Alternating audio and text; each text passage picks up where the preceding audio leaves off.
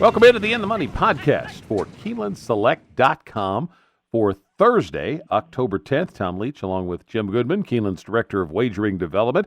We're going to take a look at the late pick four for the Thursday card. No stakes race, so we'll just pick it up in the seventh race, Jim. And this is a turf test. Who do you like?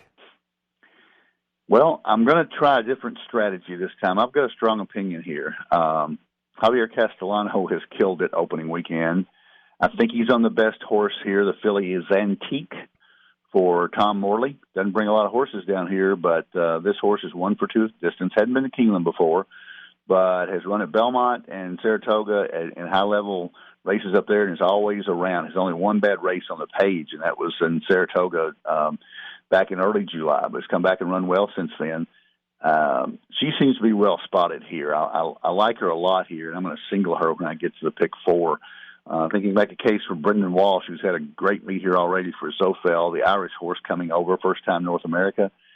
Silent Surprise at 7 for Declan Cannon, has won at Keeneland, which is always a nice plus, but that was on a yielding turf course back in October of last year.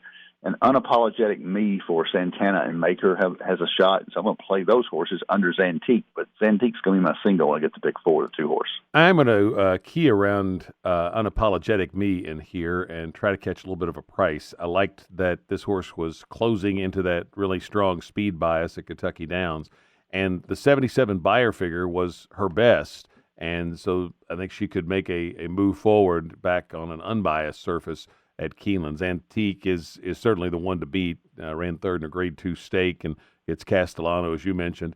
I'm going to throw in Dabinett just out of respect for the Chad Brown barn, and then Zuzana is another closer from Kentucky Downs that I think could run better than she did down there when the closers just had very little chance. So I'm going to use 4 when we get to the pick 4.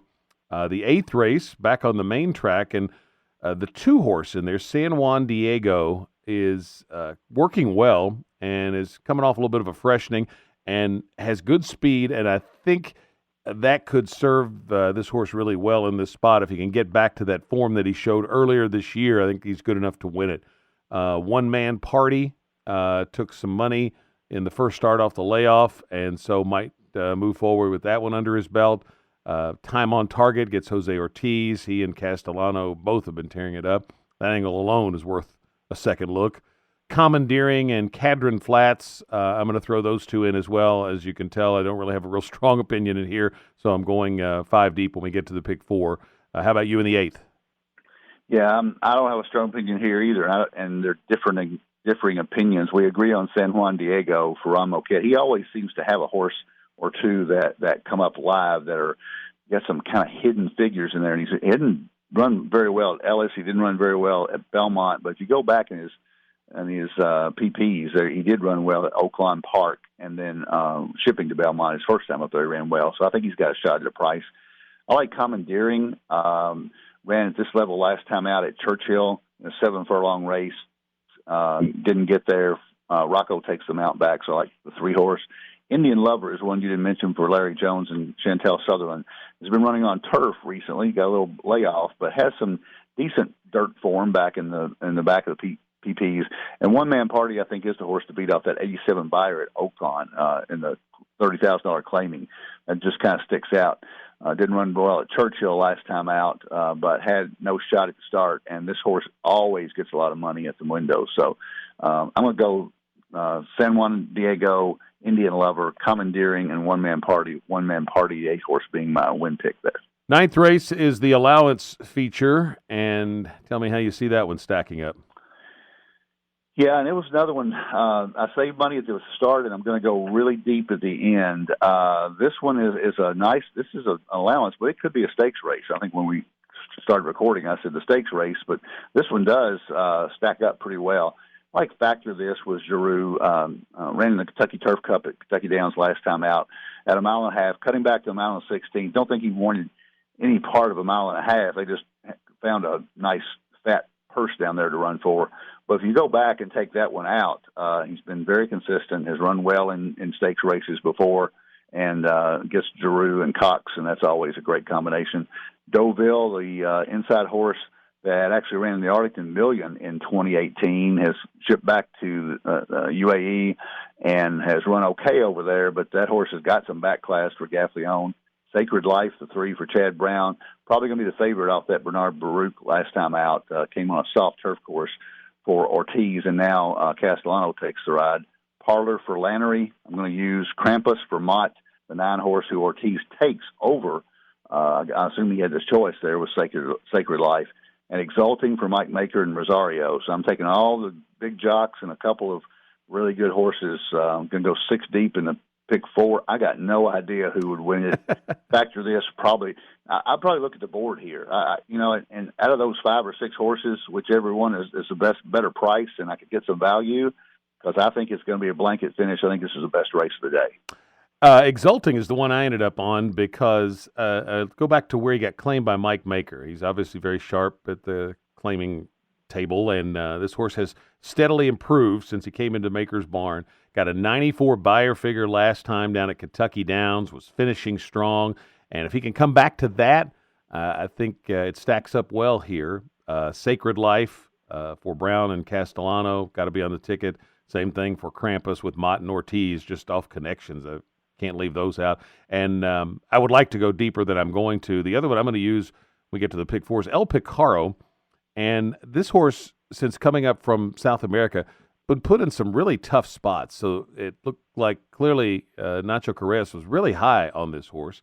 And he hadn't quite run to that level yet.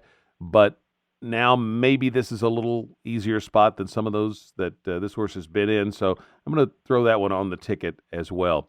Takes us to the 10th race, Maiden Claimers on the dirt. And I didn't have any I couldn't find any singles on the whole card on Thursday. So I'm going to end up going a little lighter here to be able to make the ticket affordable. I ended up on Cairo Cutie, making the second start off a layoff, and Pletcher's 40% when he drops from maiden company, straight maidens to maiden claiming. So I'm going to lean heavily on Cairo Cutie. I'm going to throw Lady C in on my pick 4 ticket too off the class drop. There's a couple of others that are dropping from straight maiden company that are worth a look too. Lyonnaise, the 1, Pastoral, the 5. So in the race, I think I'll box all 4 of those, try to catch maybe a little bit of a price. But Cairo Cutie is my pick in the 10th. So who do you like? In maiden claiming races, especially a lot of horses dropping out of maiden special weight for $30,000, they're going to get the majority of the money. And so when I get to the pick 4 here, I'm going to include a couple of first-time starters here. One for John Ortiz named Princess in Charge, the 7, picks up Bachiza as for the rider. And Joe Rocco rides for Michael Tomlinson, the 6, Little Brown Sparrow. I really like the angle of a first-time starter in a $30,000 claimer because these other horses, you got 0 for 8, 0 for 9, 0 for 7. Although I'm going to use them in the pick 4 because I've got some money left because of the single. The first-time starters are the ones who intrigue me in here, along with Cairo Cutie, Johnny Velasquez, or Pletcher. You can't throw that horse out and drop him from maiden to 30. They're giving up on her, and I don't much care for that. But the horse has gotten good money at the windows running at maiden special weight, so she's probably going to be the favorite in here. So I'm going to use her. Also going to use Drop Dead Gorgeous, the 2 for Steve Hobby, and Pastoral, the one you mentioned, the 5. Also going to throw in It's a Ford for Declan Carroll and Andrew McKeever. Each one of those kind of come up with a hot horse each race here, and McKeever doesn't have many horses, but he usually tries to prep them for Keeneland. So I'm going to go deep when we get to pick 4. Well, let's get to that pick 4. It starts in the 7th race. I'm starting out with 2, 5, 6, 8 in the first leg, 2, 3, 8, 9, 11 in the second, 3, 5, 8, 9 in the third, and then just going 3, 4 in the last leg. Not feeling all that confident with only 2 there, but I think if you take your strategy, we'll get your pick 4. You can single on a horse that gives you a lot more flexibility at the end of the ticket. But I was taking a little stab at a couple of other prices in that 7th leg. So that's what my ticket looks like. How about you? Well, I'm going to singles Antique in the first leg. So 2 with 2, 3, 6, 8 with 1, 2, 3, 4, 8, 9 with 2, 3, 5, 6, 7, 9 for $72. If my 2 comes in, I'm going to be feeling a lot better than you are at the end of the race meet. Yeah, and even just at the end of the sequence, I'd feel a lot better with more horses. Even if I'm alive, if we're both alive, if the two wins and we're both alive, you're going to be a whole lot more confident than I will heading into that last leg.